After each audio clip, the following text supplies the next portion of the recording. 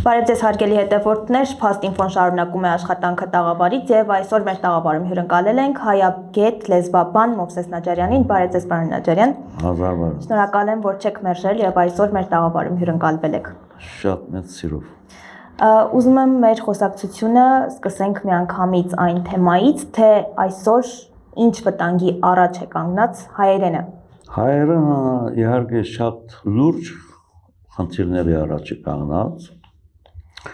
չասելու համար ընդհանրապես բնաջնջման ճանապարհին ենք, որովհետև իրար լսել չգիտենք, այսինքն մասնագետները դրանք կլինեն սփյուռքահայ, թե ՀՀ-ի մեջ ապրող Հայաստանի Հանրապետության մեջ գտնվող մասնագետները իրար չեն լսում, ինձ առավել ևս չեն լսում, երբ ես դրել եմ հայոց լեզվի առողջացման բանալիները։ Որոնք են դրանք։ Նախ մենք շատ լուրջ եւ շատ ցավոտ խնդրի եմ անդրադառնալու, դա ուղղագրության խնդիրն է։ Սովետական ժամանակ ուղղագրությունը փոխելով, հեշտացնելով, ճագերդավոր հեշտացնելով, մենք կդրվեցինք մեր արմատներից։ Սերը, որ էյով էր գրվում, սկսեցինք եչով գրել, մինչդեռ էյով սերը դա սրդի զգացմունքն է, իսկ եչով սերը դա կաթի սերն է։ Կաթի սերը եւ սրդի սերը այսօր խառնված են իրար, ավելի մեծ սեր են ստեղծել այդցով։ Իհարկե։ Ուրեմն այդպիսի երևույթները շատ են, որոնք այսօրվա նոր սերունդին կտրում են մեր անցյալից։ Բարերի ճիշտ ուղղագրությունը, դասական ուղղագրությունը, դա բանալի է նախ եւ առաջ։ Երբ որ այդ բանալիները ձեռներիցդ խլել են, դուք մնացել եք օդի մեջ հարցականների տակ։ Ոնց։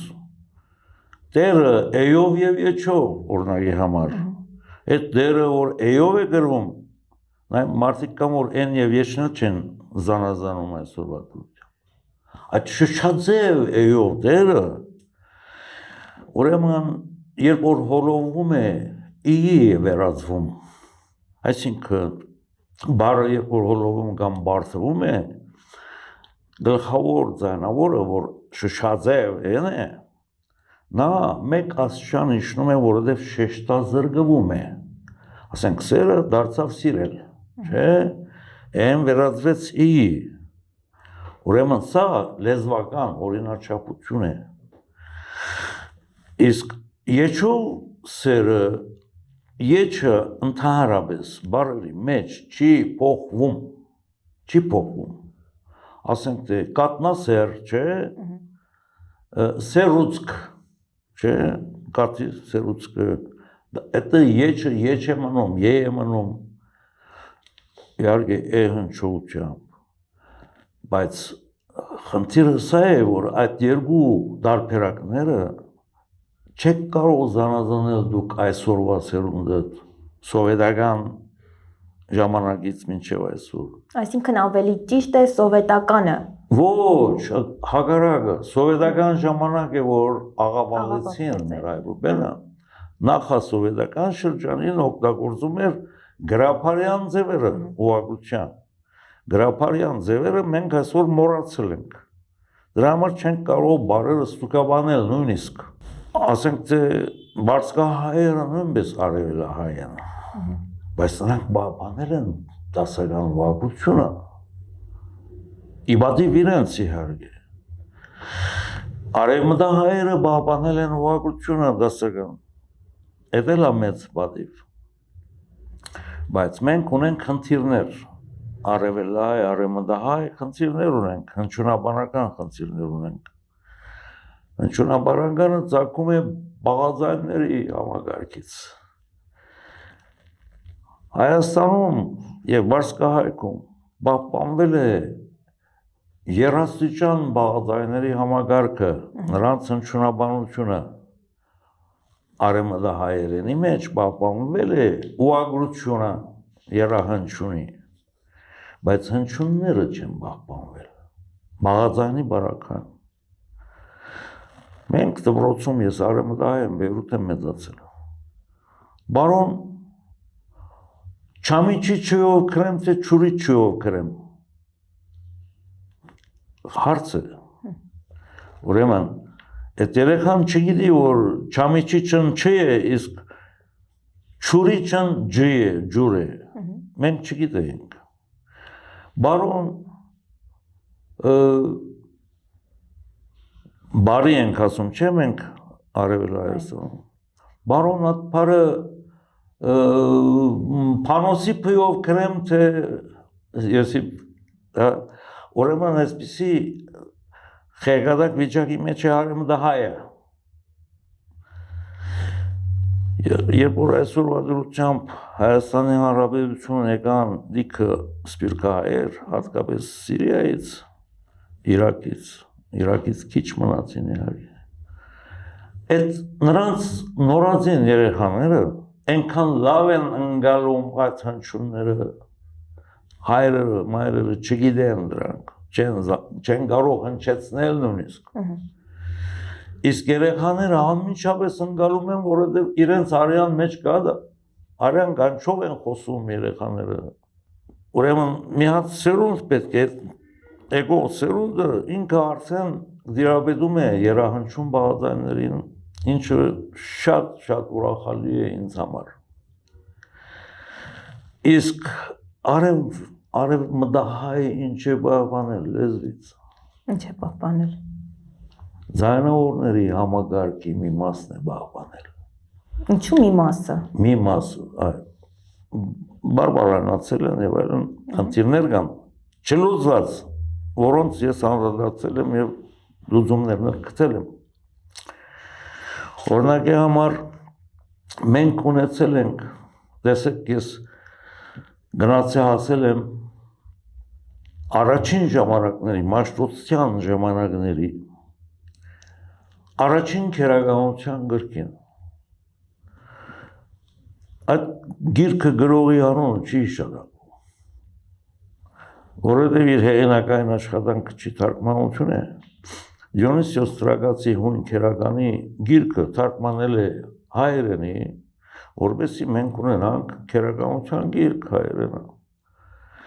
Եվ այդ մարդը վերում է ձայնավորների շարքը, ուրեմն Դիոնիսիոս Ստրագացին դրել է 8 ձայնավոր, ամենաբարձ ձայնավորները պիտի լինեն 8 հատ, չեն կարող 7 հատ լինել, 6 հատ կամ 5 հատ լինել։ Դուք դաշնամուրի ստեղնաշարը գիտեք, չէ՞, մեկ օկտավան քանի ձայն է։ Մեկ օկտավան։ Դո, ռե, մի, ֆա, սո, դո, ռե, մի, ֆա, սո, լա, սի, և դո։ Այս դոն ասում է գրկնությունն է, երաժիշտներն են ասում,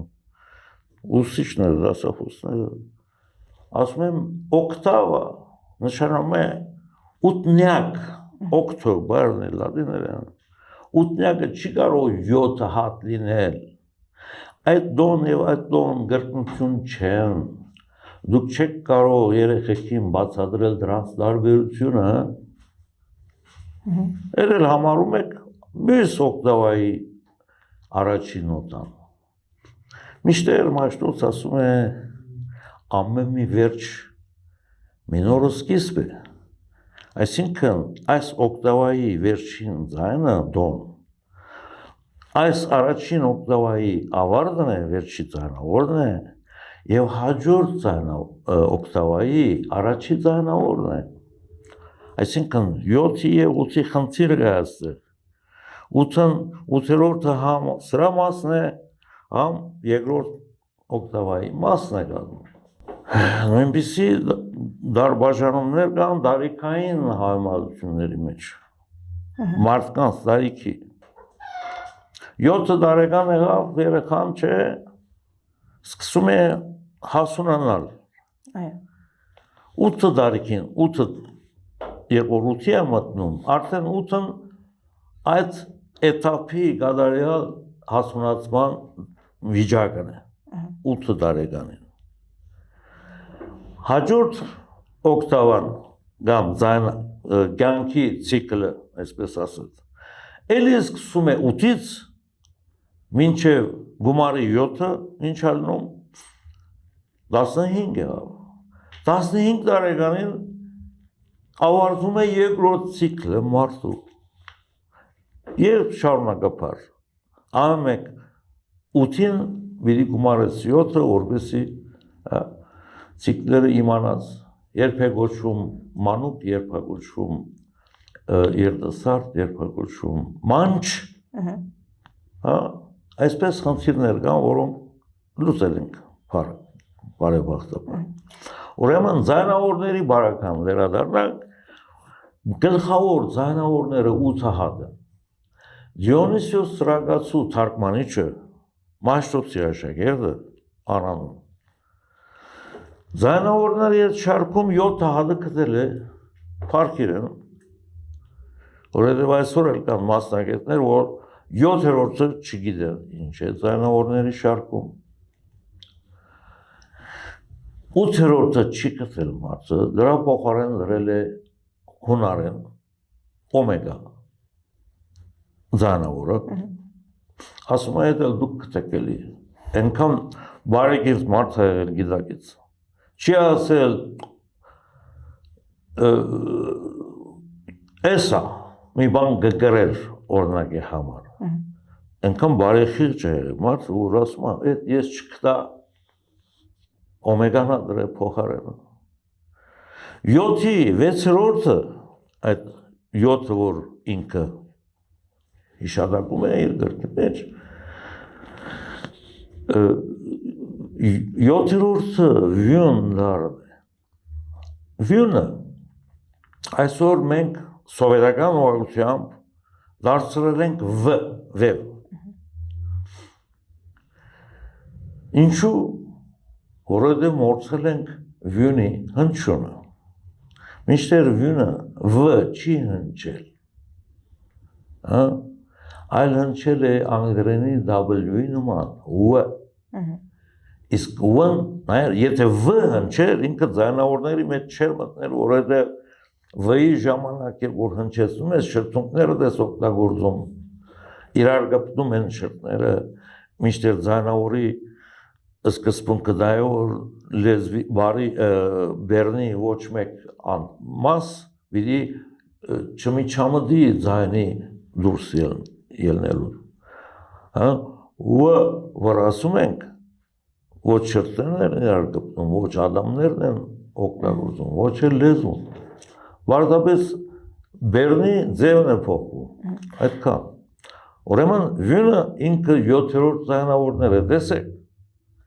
ինչ դռներ են բացվում սրանով, համաշխարհային, ոչ թե հայկական իրականության միայն։ Անգլերենում W-ն ձայնավորների մեջ չի գտնում։ Նա մեկ բաց թողում է իրենց, սա էլ հո հայերեն չի։ Հնչում են ու, բայց ձայնավոր չեն համարում։ Այս էլ մեկ։ 8-րդ ձայնավորը դրել է մարդը օմեգան։ Այդ օմեգան ես ուսումնասիրեցի օմեգայի փոքրադառը, մեծադառ օմեգա կա, փոքրադառ օմեգա կա։ Փոքրադառը մեր փոքրադառ այի նման է, մի քիչ գլորավուն ծայրերով։ Եթե դա մենք կանգնեցնում ենք, հորիզոնականից փոխում ենք օղայասիրքի, սանում ենք մեր հայերենի հի դառը, մեծադառ հին, ոչ թե փոքրադառը։ Փոքրադառը մի հատ գծիկ է եւ ոչի կբզիկ։ Մեծադառ հին է 8-րդ ձայնավոր։ Եթե մենք մեր մասնագետները բադիր չեն անում ընդունելու այս կթացուները, դրա համար էլ լեզուն պիտի կաղա եւ լեզուն վերջի աղավաղվի ըստեից մինչև աշխարհի վերջ։ Աղավաղվելու մասին էլ խոսենք, մենք առօրյա խոսքում օտար բառեր շատ ենք օգտագործում։ Դա ինչ հետևանք կարող են ունենալ հատկապես լեզվամտածողության վրա։ Հա, իվա խնդիրը գիտեք ինչու՞ն է։ Իմ մեծ քերին Թորոս Տուրանյանը դրոց հայտնի մարդ էր Սփյուռքում եւ Հայաստանում։ Երբ որ օտար լեզվով են խոսում, ասենք թե անգլերեն եւ այլն, ասում էի քերի, դա էլ հայերեն, մի նեղացիր։ Եթե անգլերեն են խոսում, իմացիր որ դա էլ հայերեն։ Նեղանալ պետք չի, բարձրապես մենք չենք գիտակցում, որ բոլոր լեզուների մայրը հայերենն է։ Այնպես որ նրանք մեր բարբարներն են, եւ երբ որ այդ դիտանկյունով են քննարկում օտար բառերը, կարողանում ենք թափանցել հայերեն միջոցով, թափանցել նրանց էության մեջ։ Միշտեր անգլիացին ու ամերիկացին էլ չգիտեն այդ բառի բուն, ծագումնաբանությունը, էությունը եւ այլն։ Կամ ֆրանսացին աստուն ինչ է ասում։ Ասենք եթե զարմացած ինչ որ վիճակի մեջ է մարդը, կամ հիացած, mon Dieu է ասում։ Dieu on է զարմացական բացականչություն, այսպես կոչված։ Mon-ը իմն է, Dieu-ն էլ Աստված է, ֆրանսերենում։ Dieu-ն լատիներենի Deus-ն է, Deus-ն է, Dios-ն է, եւ այլն, հունարեն եւ այլն։ Deus-ը չի կարող Աստված լինել։ Նայ մենք էլ քրիստոնյա ենք, նրանք էլ են քրիստոնյա, բայց նրանք Դևին Աստված են գոչում։ Այս ինչից է առաջացել։ Բարբարայնացած բառը փոխել է իր իմաստը դարձել է Աստված։ Միշտեր Դևը ինքը նայեք մեր եկեղեցին ասում են դևերը սատանաներն են։ Այսինքն Դևի մասին խոսալը մեղք է։ Միշտեր Ֆրանսիայի համար, ֆրանսացիների համար Աստված է, ոնց եղավ։ Հակասության մեջ ենք մտնում, չէ։ Իրականության մեջ Սուրբ Մեսրոպ Մաշտոց իր աջակաբադում ջարքի մեջ ասում է գան բարի դևեր եւ գան չար դևեր։ Այսինքն, նայ, Աստված մի հատ է, երկու հատ չի լինում։ Իսկ երբ որ մենք դևերի մասին հոգնակի դևերի մասին ենք խոսում, նրանք չեն կարող Աստված լինել։ Այդ դև բարերը, դևեր բարերը, թարգմանությունների մեջ թարգմանել են աստվածներ եւ այլն, տեսնում եք, որտեղից են առաջանում խեղաթյուրումները մեր մտապատկերում, համաշխարհային գրականության մեջ, առասպելաբանությունների մեջ։ Ուրեմն կամ բարի դևեր, կամ չար դևեր, այսինքն կամ բարի հրեշտակներ այսօրվա հասկացողությամբ եւ չար հրեշտակներ, չէ որ անգյալ հրեշտակներ հրեշտակեց սատանան, այդ դևերի շարքին էր, այնպես որ պետք չէ ասել որ դևերը անպայման սատանա են, սատանայի ծառաներ են, սա էլ աստվածաբանական խնդիր է լուծում դրանով,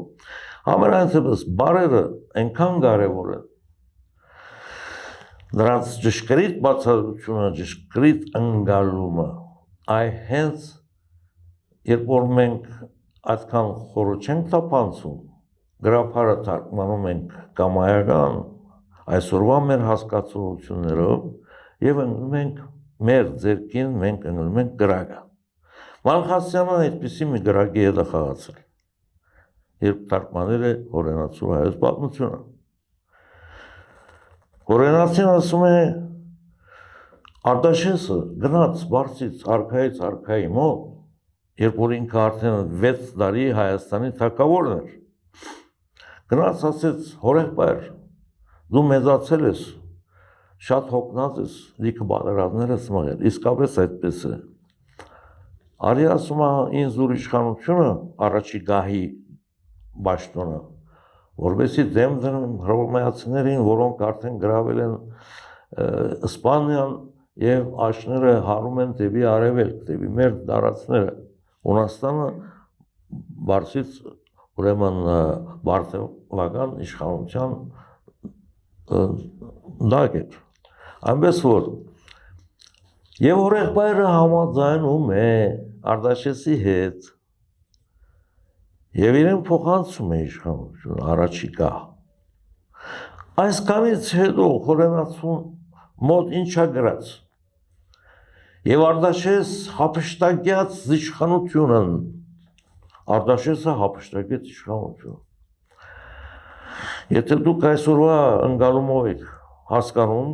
չէ, դառնում է որ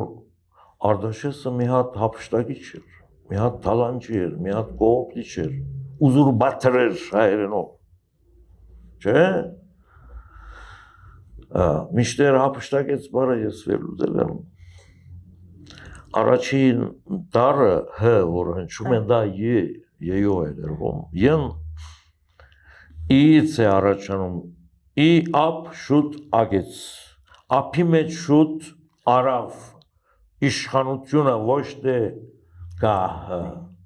այսինքն իշխանությունը, որևէ իշխանություն ունի իր լծակները, չէ, բանակ է, հոգևոր դաշտն է, ոստիկանություն է, ես ինչ գաղտնի ոստիկանությունն է, հա, եւ տարբեր այդպիսի լծակներ կան իշխանության մեջ։ Այդ բոլորին իր ափի մեջ արավ, այսինքն կարողացավ բոլորին կառավարել, դիրել, այսինքն բոլորն էլ դարձան իրեն հնազանդ։ Այդ իմաստով է դրած հափշտակեցը, ոչ թե խլեց,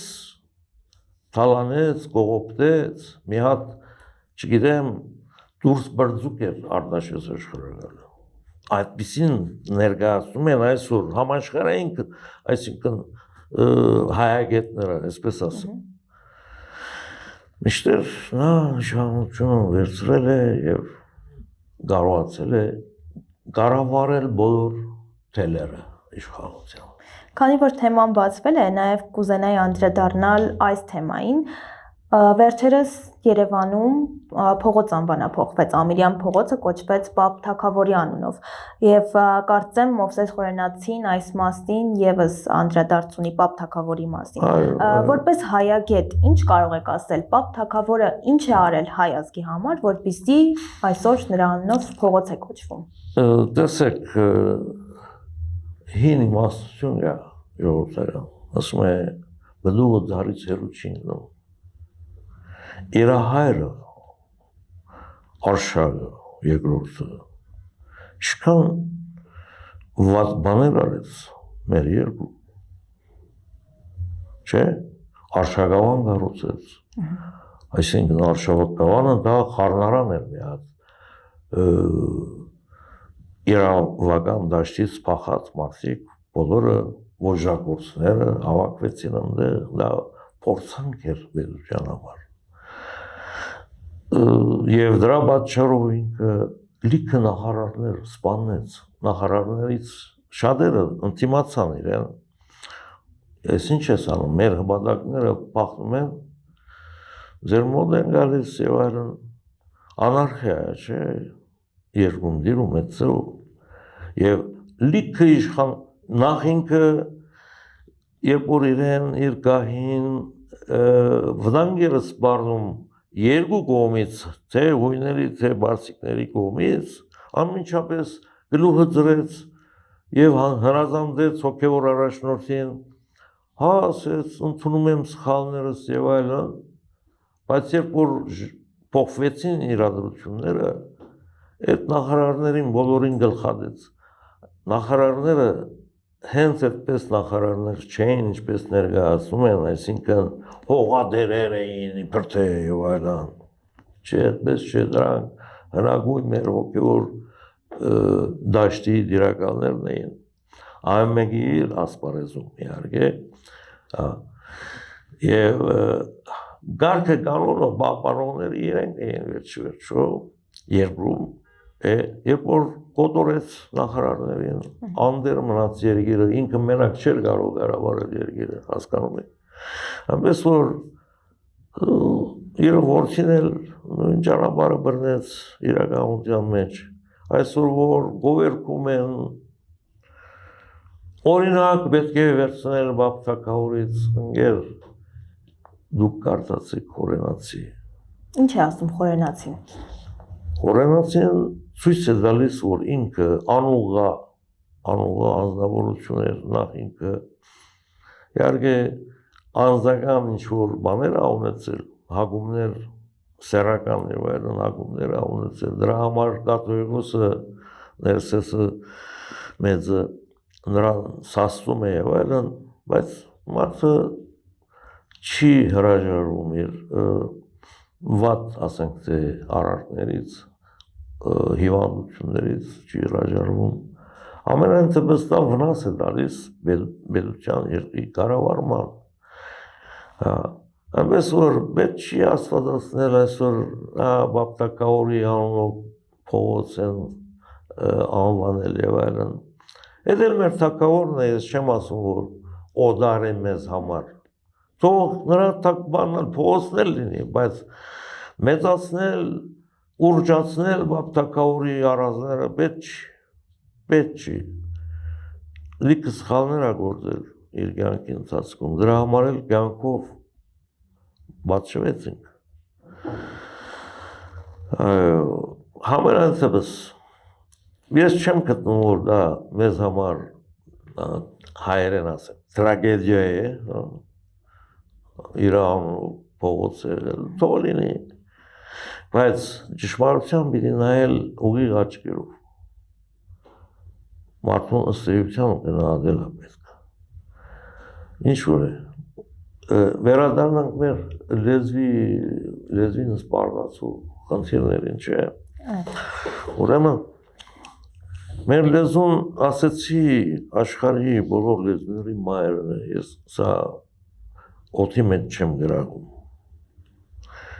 Հիմքեր ունեմ, այդպես ասելու։ Այսօր մեր ընկերը Արմեն Դավթյանը հաստատում է, որ սումերերենը, որ դուք շումերերեն եք կոչում, նա հայերեն է։ Ես կասեմ նույնիսկ չինարենը հայերեն է։ Քիչ առաջացի անգլերենն էլ հայերեն։ Այնա որ մենք չենք կարողանում ըստ էության մոդենալ խնդիրներին, տեսնել ընդեղ ինչն է հայերեն, ինչն է փոխվել, որ մենք չենք հասկանում։ Միշտեր կան միջոցներ դրանց հասնելու համար։ Այսօր ես ունեմ ուսանողի Չինաստանում։ Հայ թե չինացի։ Հայ, մեր հայ աղջիկներից, Երևանից։ Այդտեղ գիտաժողով են գումարել, դե համալսարանի առաջի կուրսի ուսանողներ ընդեղ։ Ստեղ ավարտել էինք, այնպես չի որ չունի բազաներ, լավ անգլերեն գիտի, գերազան։ Ինչ որ է, իրեն վստահել են, ասել են, արի մի մասնակցի ես գիտաժողովին,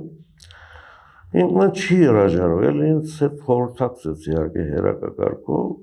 ասի մասնակցիր, խնդիր չունես դու, մի երկու բառ մատուցեց իրենց հայերենի եւ չինարենի առնչությունների շուրջ։ Այդպես էլ ուրեմն մի քիչ սկիզբը չեն ընկալել նյութի խորությունը, լավ ասել էին, պետք չի դու մի մասնակցիր, ինքը եկավ Երևան արձակուրդ եկավ մեկ էլ ընդից գրեցին, որ դու պիտի մասնակցես այդ գիտաժողովին, վերանայել են եւ կարևորել են, արդեն դա հաղթանակ էր, միասին մշակեցինք նյութերը, գարջ է այդտեղ ելույթ ունենալու միջոցը գարջ է, մի 20 ռուբլի եւ այլն, ես գիտեմ թե քանի րոպեվա մեջ ինչքան կարող են մատուցել, ասեցի ես երկու թեմաները խոսես կվերջացնես, ավելի պետք չի, որովհետև կարող է շշմեն եւ չընկալեն, չմարսեն։ Շատ բաներ ունեմ ես ասելու իրենց չինացիների, բաներ, որոնք իրենք չգիտեն, Այ մաշտոցը գիտի, հորենացին գիտի եւ ձեր հակոնալ ծարան գիտի։ Այ ուրեմն շան բարի մասին Չինաստանում ինչքան շան հայ, շան չգիտեմ ինչ քաղաքներ կան, չէ։ Շանը հայերեն է, թե չէ։ Շանը արդյոք շունն է։ Սա շատ լուրջ գիտական լուծում ունի։ Ուրեմն հայերենում շանը առաջ արև է եղել, որ Անգլիայում սան է, դա էր համեմատություն, շեյերը սի են դարնում հայերենի օդար լեզուների մեջ։ Սամուել Շամուել, այդ ծրի լիքը օրինակներ կան, ամենայնտեպս շանը հայերենում եղել է արև, շանաստ որ ասում ենք Սիրիուսին, դա արևաս կնշանակի, ոչ թե ինչ-որ շուներ են պատկերել, օրիոնի շուներն են և այլն, այդ ամպոչը հետագայում Սարքովի հեքիաթներ են, միշտեր մեր հեքիաթների մեջ ասում է գիշերով, մեկ էլ ասում է արև ծագեց, գիշերային արև, ցերեկային արևը չի, այդ շանաստն է, առաջ շանը եղել է իսկապես արև, հետո երբ որ մեր բարաբաշարի մեջ աղավաղում է դեղի ունեցել, հին ժամանակներում, այդ ժամանակ ստիպվել են շանը փոխելու սանով, դրանից էլ սանադրուկ, սանդուտ, սանահեր, սանամեր, սանուկ, չէ սանիկ, այդ սաները բոլորը արև կնշանակեն, իսկ դուք չգիտեք, թե արևը մարդու մեջ ինչ է, գիտեք ինչ է, արևիտ մերնեմ, որ ասում ես, ինչ ես ասում, սրդիտ մերնեմ ես ասում, արևը սիրտ է, ուրեմն արև աստղը սիրտ աստղ է, և այդ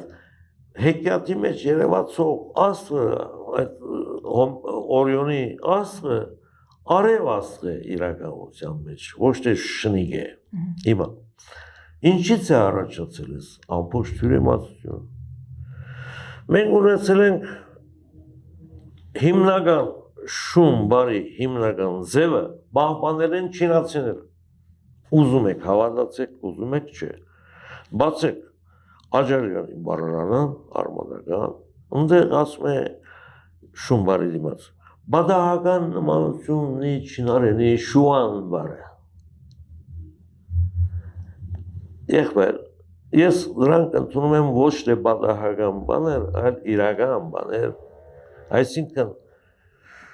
շուն և շան բարերի հիմքը եղել է շուան, շուանի մեջ համ շունը կա, համ շանը կա, միդե ունանգնում շանն ամնում, միդե անանգնում շունն ամնում, այսինքն այդ զարդուղի հոլովաձևով բարը իրականության մեջ աղավաղման հետևանքով է զարդուղի դարձել, շուանը մորացել ենք, դարձրել ենք շան և շուն, այսօր ասում ենք սրանք անօրինական ինչ-որ երևույթներ են, նույնը տուն և տանն է, տուան է եղել, չգիտեք ինչ է, ինչ-որ է, ուրեմն չինարենը պահպանել է այդ շուանը, և ի տարբերություն շան հայի, ընդեր շանը շուն չի, շուանն է շունը, շան ուրիշ արև իմաստուն ունի, այնպես որ բարձր արև կնշանակի շան հայ և այլ։